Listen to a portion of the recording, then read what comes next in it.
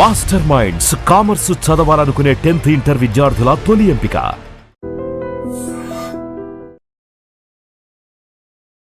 Party పెట్టినప్పుడు నేను ఈ షూటింగ్ అయిపోయిన తర్వాత ఎలక్షన్కి బిఫోర్ నేను రామారావు ఇంటికి వెళ్ళాను హ్యాబిట్స్లో. తెల్లవారుజాము 4 గంటలకు వెళ్ళాను. నేను మా కజిన్ ఒకరిని తీసుకుని వెళ్ళాను. వెళ్ళగానే మనకి ఫస్ట్ ఇచ్చేసాడు. చెక్ పట్టుకుని వెళ్ళా 5,000 రూపీస్. 5,000 10,000 ఏం గుర్తులేదు. 5,000 చెక్ ఉంది ఇప్పటికీ అనుకుంటా. ఏమది అన్నాడు. చిన్న ఉడతా, నేను వచ్చాను మీకోసమే సార్, సినిమా ఇండస్ట్రీ నాదన్నీ వదిలిపెట్టుకుని సినిమా ఆర్టిస్ట్ అవుదాన్ని వచ్చాను సార్. నాకు కూడా తెలుగుదేశంలో నేను ఏదో ఉడతా భక్తిగా కాంట్రిబ్యూషన్ అనుకున్నాను. నీకు పైచ్యం ఎక్కిందా లేదా పిచ్చి ఎక్కిందా అన్నాడు. మేము ఎవరి దగ్గర రూపాయి సినిమా వాళ్ళనే మేము రానేబల దగ్గరికి, నీ దగ్గర ఎట్లా తీసుకుంటాం అనుకున్నా. అది తీసుకుని వెళ్ళిపో అన్నాడు. అలా ముఖం పెట్టి చూసుకున్నాను. ఏం ఇంకా వెళ్ళటం లేదు అన్నాడు. ఆయన కోపం వచ్చింది. వెళ్తాను సార్, కానీ ఒక్కడ మాత్రం జరుగుతుంది సార్, గేటు బయట ఆత్మహత్య చేసుకుంటాను. మీరు క్యాంపెయిన్ కూడా తిరగలేరు, మీరు నన్ను కాదంటే ఏమనుకుంటున్నారు మీరు? నా లైఫ్ అంతా త్యాగం చేసి వచ్చాను మీకోసం ఇక్కడికి, మీ భక్తుడు. బా నీ ప్రేమను తట్టుకోలేకపోతున్నాం. సరే పట్టుకెళ్ళి room number 33 Ramakrishna senior Upendra అని ఒక అతను ఉంటాడు, అక్కడ పట్టుకెళ్ళి అన్నారు. ఆ ఉపేంద్ర ఏంటి, ఆయన రైల్వేలో డిపార్ట్మెంట్లో పనిచేసి ఈయన దగ్గర ఉన్నాడు. ఆయన మినిస్టర్ కాదు, ఎమ్మెల్యే కాదు, ఏం కాదు. అక్కడ వెళ్ళి ఆ రామకృష్ణ సీనియర్ స్టూడియోలో రూమ్ నెంబర్ 32 33 పట్టుకెళ్ళి ఆ 5,000 రూపీస్ ఇస్తే, మేము తీసుకోం అన్నాడు. సార్ రామారావు పంపించారు. ఉండు అయితే అని చెప్పి, ఎవరితో మాట్లాడాడు తెలియదు మనకి, తీసుకోమని చెప్పారు. అట్లా నాది ఫస్ట్ డొనేషన్ నాదే. డబ్బుల దగ్గర ఆయన అంత నిక్కచ్చిగా, అంత నిజాయితీగా ఉంది. ఎక్కడ రూపాయి తీసుకోలేదు. ఇవన్నీ బయట ప్రపంచానికి తెలియవండి. ఆయన గురించి ఏదో అనుకుంటారు. ఇవన్నీ నిజం, నాతో జరిగిన సంఘటనలు మీకు చెప్తున్నాను. Super sir. అయితే అదే నాకు మీ జీవితం అంతా కూడా మీ ఇష్టం ఒకటి ఉంటుంది, మీ ప్రయాణం ఒకటి ఉంటుంది, మీరు చేసే పని ఒకటి ఉంటుంది. ఇదే సందర్భంలో దీని కంటిన్యూటీ క్వశ్చనే ఒకటి ఉంది. రామారావు గారు అంటే అంత ఇష్టం, దేవుళ్ళలా చూస్తారు. అయితే మీరు ఎక్కువ సినిమాలు చేసింది కృష్ణ గారితో. కృష్ణ గారు మహానుభావుడు. నాకు 8 సినిమాలు చేశాను, అన్ని అద్భుతమైన పాత్రలు, మంచి అటువంటి హీరో మళ్ళీ రాడండి. ఇంకా అంత ఓపెన్ హార్టెడ్, అంత కల్మషం లేని వ్యక్తి, రాజకీయాలు లేని వ్యక్తి, ఈ చాడీలు చాపు ఇవి ఏం పట్టించుకోవడానికి, అసలు నేను అటువంటి హీరో నేను చూడలేదు ఇంతవరకు. కనవాళ్ళు చెడ్డోళ్ళు అని కాదు, అక్కడ కృష్ణరాజు గారు సరదాగా ఉంటాడు, సోనబాబు సరదాగా, ఈయన అలా కాదు. ఈయన బాలశంకరుడు. రామారావు నెక్స్ట్ బాలశంకరుడు ఈయనే. ఆయన సరదాగా జోకులు వేసేసి ఒకసారి ఇబ్బంది పెడుతుంటాడు కృష్ణ గారు. తాతినేని రామారావు డైరెక్టరు, ఒక రెడ్డి గారు ప్రొడ్యూసరు, అగ్ని కెరటాలు అనే సినిమా చేస్తాను.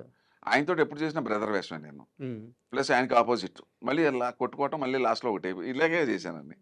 ఏదన్నా శివకృష్ణ పెట్టుకోండి, కొద్దిగా నాకు శ్రమ తగ్గుతుంది, ఫైట్లు చేస్తాడండి ఎవరు. అలా ఎవడన్నా ఏ హీరో అని చెప్తాడు, అలాగా ఎవరు ఏ హీరో చెప్పడు కదా, అన్నీ నాకే కావాలనుకో. ఆయన ఆ టైప్. శివకృష్ణ పెట్టుకోండి, ఆయన అడగడు, మళ్ళీ రికమెండ్ చేయడు.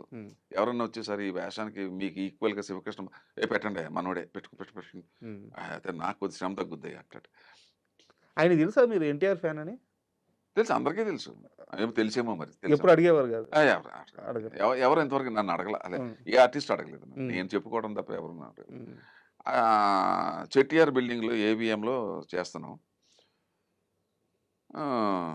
ఒంటికి ఆయన 12:45కి వెళ్ళిపోతాడు. ఆయన వెళ్ళిపోయి మళ్ళీ 3ంటికి వస్తాడు. నాదేంటంటే నేను 1 o'clock ఇది లంచ్ చేసేసి నేను వెయిట్ చేయనండి. అసిస్టెంట్ డైరెక్టర్ వచ్చి రెడీ అని అడిగితే నాకు కోపం వస్తుంది. నన్ను ఎవడు వచ్చి రెడీ అని అడగకూడదు. ఐఎమ్ రెడీ, ఎవరు రెడీ అలాగా ఉండాలి. చాలామంది ఏంటంటే భోజనం చేసిన తర్వాత ఒక అరగంట చేసి అప్పుడు మేకప్ నేను అలా చేయను. చెయ్యి కడిగిన వెంటనే మేకప్ చేసేసుకుంటా. చేసేసుకుని కుర్చీలో అలా పడుకుంటా. ఎప్పుడు పిలిస్తే అప్పుడు వెళ్ళిపోతాను అనమాట. అంటే టైం వేస్ట్ కాకుండా ఉంటుంది, మనం ఒకళ్ళ దగ్గర మాట పడక్కర్లేదు అనే టైపు. కరెక్ట్గా 2 అయింది. అసిస్టెంట్ డైరెక్టర్ వచ్చి, సార్ రెడీ అవ్వండి సార్ అన్నాడు. అన్నాను. కృష్ణ గారు వచ్చారు. ఎవరుగా కృష్ణ గారు రావడం ఏంటి, ఆయన 2:45 అని రాడు. నేను రెడీగానే ఉన్నాయి, మేకప్ చేసుకుని టెస్టప్ చేసుకుని. అలాగా సార్, అయితే ఓకే అని వెళ్ళిపోయాడు. 4:30 ఎంతో అయింది, ఏదో సీన్ జరుగుతుంది శారద గారికి నాకు ఎంతో జరుగుతుంటే, తాతనేని రామారావు మాట ఇలా రా అన్న. డైరెక్టర్ని పిలిచాడు. ఏదో విషయం చెప్తున్నాడు. శివకృష్ణ బలివాడయ్యా అన్నాడు. ఏమంటున్నాడు నా గురించి? నా ఒక్కడితో అయితేనే సుఖం అంట, ఏ హీరోలతో సుఖం లేదంట అన్నాడు. జోకిది కొంప అంటిపోదండి అలాగా. సార్ నేను అనలేదు సార్ అలాగా. నేను అన్నది ఏంటంటే అసిస్టెంట్ డైరెక్టర్ దగ్గర ఆయన 3:15 దాకా రాడు, ఎందుకు తొందర పెడుతున్నావు? నేను 240కి అక్కడ పక్కనే కదా సేమ్ బిల్డింగ్లో మేకప్ రూమ్లో ఉన్నాను. నేను రావడం ఎంతసేపు అని అన్నాను అన్నమాట ఇది. అదే ఆయనకి చెప్పాను, మీతో యాక్ట్ చేసినప్పుడు ఈ ఈ సుఖం ఉంటుంది సార్. ఈ సుఖం ఉంటుంది సార్ మధ్యాహ్నం ఒక స్లీప్ వేయచ్చు. ఒక స్లీప్ కానీ రెస్ట్ ఒక 40 మినిట్స్.